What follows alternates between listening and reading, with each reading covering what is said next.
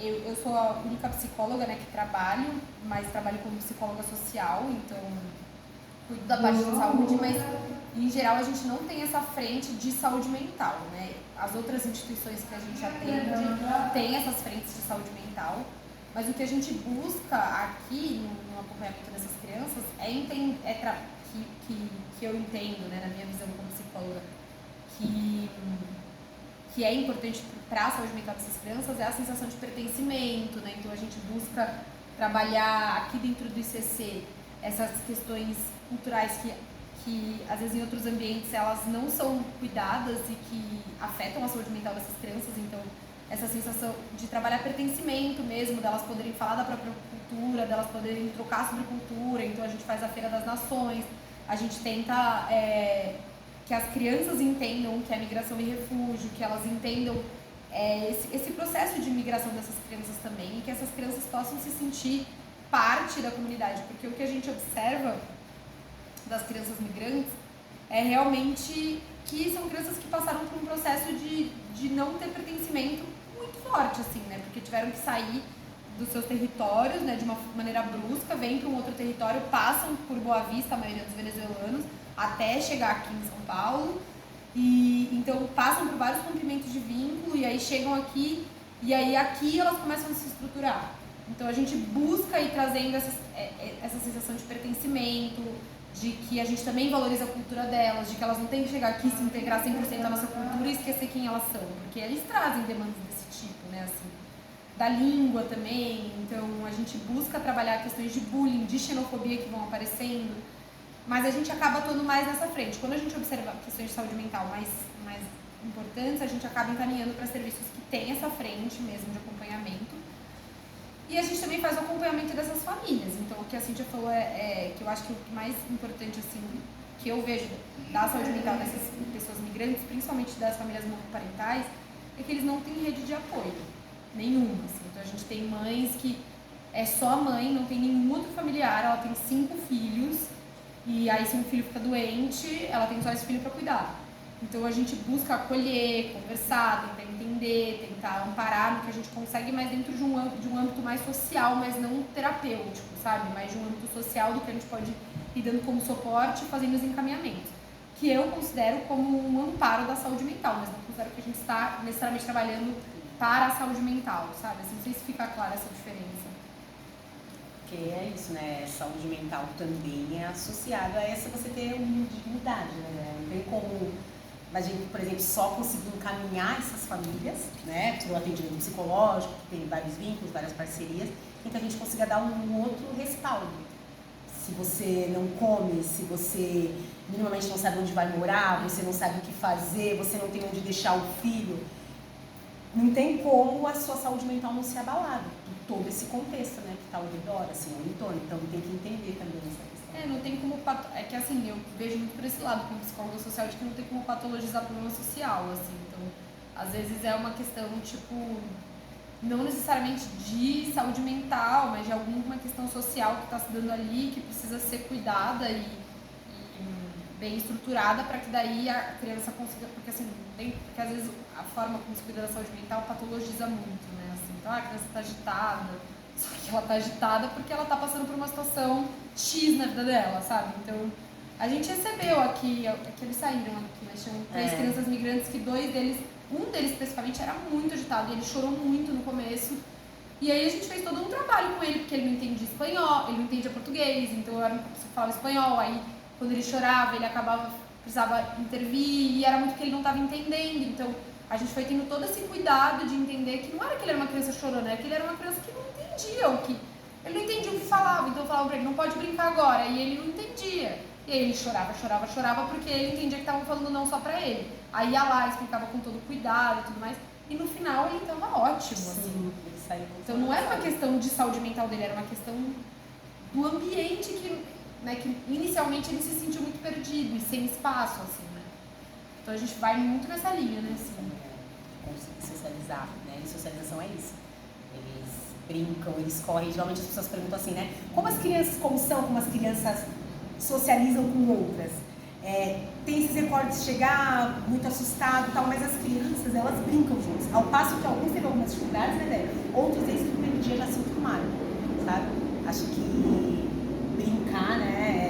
linguagem universal, correr, a gente corre igual em todos os locais do mundo. Então alguns já entram e correm juntos, outros têm alguma outra dificuldade. E as famílias eram bem pequenininhas, né? Hoje, inclusive, a Débora, né, na hora do almoço, teve que acolher uma outra criança com os menorzinhos, né? Já tem alguma questão de desamparo, de se sentir desamparado e precisar de um acolhimento. Acolhimento que a gente diz por afeto mesmo, sabe? Explicar onde está e ser afetuoso, acho que é necessário. Principalmente as crianças muito pequenininhas, que nem é o caso dessa menininha, ela fala espanhol e ela entende pouco português. Então, quando ela tá chorando, ela busca alguma referência que consiga falar com ela na língua dela, porque eu acho que ela fica muito, eles ficam muito sem referência, sabe, assim, como se eles se sentissem muito deslocados, assim. Então a gente busca ter esse cuidado, assim, até do cabeça aprender a falar espanhol, porque a gente vai aprendendo, assim, mas eles acabam buscando essas referências e a gente vai ter esse cuidado, porque será que é uma dificuldade da criança de se adaptar ou realmente é o ambiente que não consegue, que a gente tem que se adaptar para receber, né, assim. Então a gente vai fazendo esse balance, né, assim. E aí, quais são as parcerias com outras organizações ou agências governamentais para apoiar os refugiados? Acho que você já até falou, a gente tem parceria com a Caritas Arquidiocesana, tem parceria com o INSEC, que é o Projeto Refúgio, tem parceria com a Casa do Luciano, que é um centro de acolhida, tem parceria com o CRAI, que é o Centro de Referência ao Imigrante, tem parceria com a Missão Paz, né, que também é da mesma obra, a Escola Adriana. Já íamos trazer as crianças, só que tem a questão da distância, né? Aldeias infantis. E agora a gente está num processo de conseguir fazer uma parceria com o Acnur, que é a Agência da ONU para Refugiados, e com a OIM, né? Que é a Agência da ONU para Migrantes. E a Unicef, talvez, também, são essas as organizações que a gente tem mais próximas. Hoje que a gente tem contato. Vocês oferecem assistência legal aos refugiados? Em caso afirmativo, como funciona esse suporte? Legal? Não. A gente encaminha. Consegue encaminhar. Assim, tem muitos serviços que fazem essa parte de legalização de documentação, todos esses que a gente mencionou. O CRAI, o próprio Projeto Refúgio, a Caritas, a Missão Paz, a Casa do Luciano recebe já os documentados de Boa Vista, mas tem essa parte, aldeias infantis, então quase todos os serviços voltados para migrantes, eles têm essa parte, mas eles não têm a parte de criança. Então a gente acaba realmente focando nessa outra parte e encaminha o que a gente vê como processo de documentação. E aí a gente consegue esse suporte também por conta disso, né? Porque o serviço, geralmente o serviço que a gente oferece aqui, ele não tem hoje na rede. A gente pode dizer que não tem, porque tem muito pouco, né? Nós descobrimos que tem um CCA na USP, que ele é muito recente, que ele também atende o público prioritariamente imigrante, crianças. Então aí dessa visibilização da infância mesmo, que o ICC acho que tem um braço importante, tanto para a questão da documentação, e o CRAI ele tem muito serviço para a migração, né, porque é referência, apesar de ser bem recente. E lá eles têm um dia para atendimento de questões legais, um dia para documentação, a Missão Paz também, e a gente consegue fazer esse encaminhamento. A outra é... Vocês oferecem assistência legal? Já foi? A última. Como os refugiados contribuem para a comunidade local após receberem o apoio? Então, Classe trabalhadora, né? Classe trabalhadora. Eles se inserem no mercado de trabalho e acho que também conseguem também apoiar outras pessoas que estão na situação de migração também. A gente vê que eles vão criando essas comunidades entre eles mesmos de suporte, assim. De dar esse direcionamento para um ao outro. Famílias que vêm indicadas por outras famílias, né? Porque algumas culturas têm um senso de comunidade muito forte. Uhum. E a gente tem um curso de adolescentes também. Eu acho que eu sinto que também tem um impacto importante. A gente nem conseguiu falar, mas eu sinto que tem um impacto importante também social, assim, das crianças, das pessoas que podem conviver com pessoas migrantes, que podem ter esse contato intercultural, assim, sabe? Eu acho que isso é muito valioso para a comunidade no sentido geral, assim, por exemplo, as crianças.